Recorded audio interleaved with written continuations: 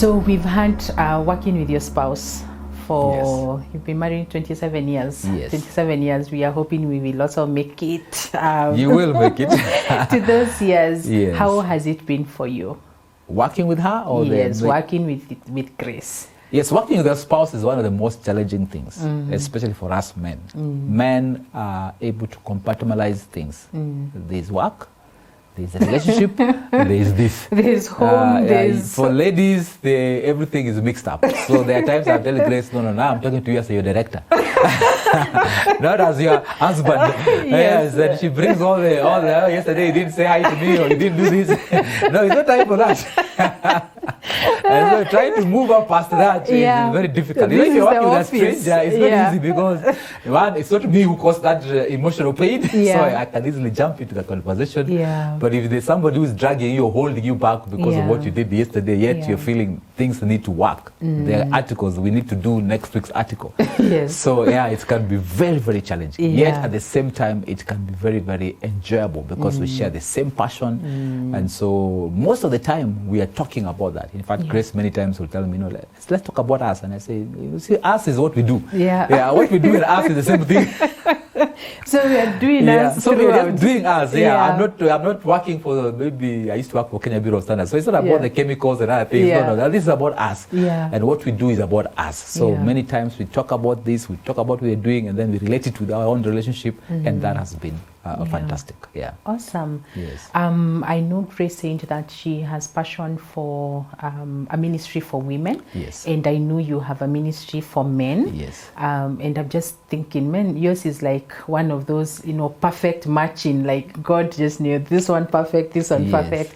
So tell us a little bit about your ministry and your passion for men. Why men? My passion for men came out of my passion for marriage. Because so often, going back to my pastoring, I will be with these people, my leaders, who will get home. Grace will tell me, you need to talk to your men. And I'll wonder, because I was the man, he didn't tell me anything wrong about the marriage. But the wife had told Grace, that was not working. You're terrible at that. You just don't, you just talk other things. So when I began to approach them, I realized that, you see, men don't want to be seen as failures. And so when you approach them, this marriage is part of what they do as well. So if they feel that they are failure in that area, it really hits them. And this is a guy who's a leader, so sometimes he'll look at himself and think, I'm a failure. And one of the things I learned to do was to come and affirm them. Begin by affirming them and tell them, no, I won't see you I won't look at you any differently. And begin to share my own journeys, which I realized every man has been through the same thing. So we really connected. And from that, then I realized that it's easy for men, when we are authentic with each other, for them to open up, share their struggles, and just for them to realize that I'm also struggling. I'm not perfect. I'm not talking to you because I'm better than you. We are on the same journey. And men just need a safe space, safer than women. Women, I think, you just talk. That day we were at Grace's Gyna many years back, and when we come out, Grace is talking to this lady. By the time, just in 10 minutes that we're there, they have talked about their children, their homes, many things that I'm thinking. I asked her, do you know that lady? She said, no, we just met.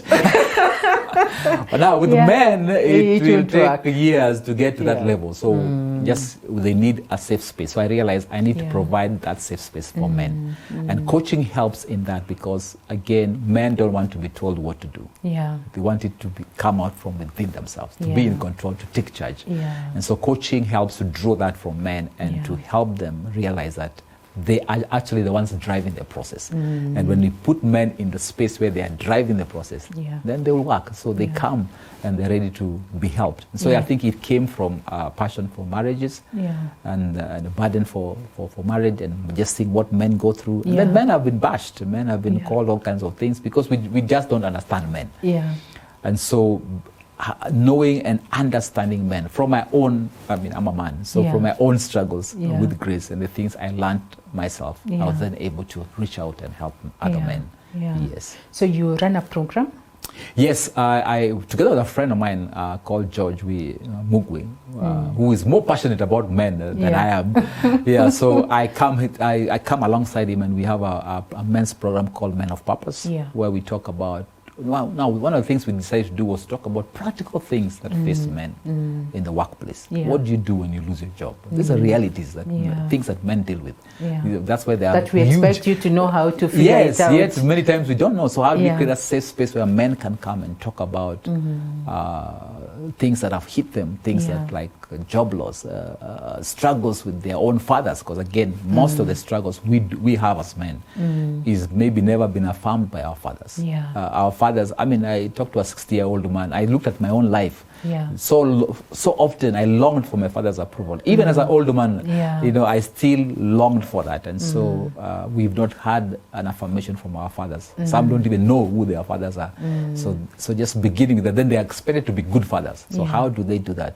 And so we talked about fatherhood and just such things. And then also the challenges that men face today. One of the topics that I take in that program is the other woman, because there are other women that many times, and it's again from time immemorial, from the Bible, one of the greatest downfalls men have experienced has been as a result of another woman. So then we help people to address those issues and to have a space where they can openly talk about those challenges.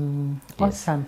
I like, I think when from even just publishing the book, is that you're very vulnerable. Yes. And the book starts, I'll not tell the viewers everything, but the book starts with you sharing about this story when you're going to Kisumu. Yes. And a lady sits next to you, a beautiful lady sits next to you, and you're married. Yes. So if you want to know the end of that story, get the book. Marriage, Thistles and Flowers. But when you start that like that, you're showing people that you're so vulnerable, that you're going through the same challenges that someone else could be going through. But whatever you decide, the choices you make when you're in that situation, that is what differentiates between if you succeed or if you fail. So I really appreciate you, and I appreciate your ministry for marriage, your ministry for men. Thank you. And we are cheering you on. Thank you. We want to see, by the time we are done, I don't know how many years, God gives us 20, 30, 50 years. We've done so many books that can outlive you guys, and generations to come won't be able to see this is good content, this is good advice. So we are cheering you on. Thank you. And maybe just to add, one of our philosophies of ministry, and you talked about vulnerability, and what I wrote in the book, we believe strongly that we need to be real. And my encouragement comes from the Word of God. You know, I keep telling people that if it was today's Christians, the Bible will have been seriously edited. We will not have read about David and Bathsheba. But God put everything there to show us that this is real. This is the reality. We are men, and we are fallible. We can fall. And so I think many times people look at me and Grace and think that our marriage is perfect, and they tell them far from me it. too.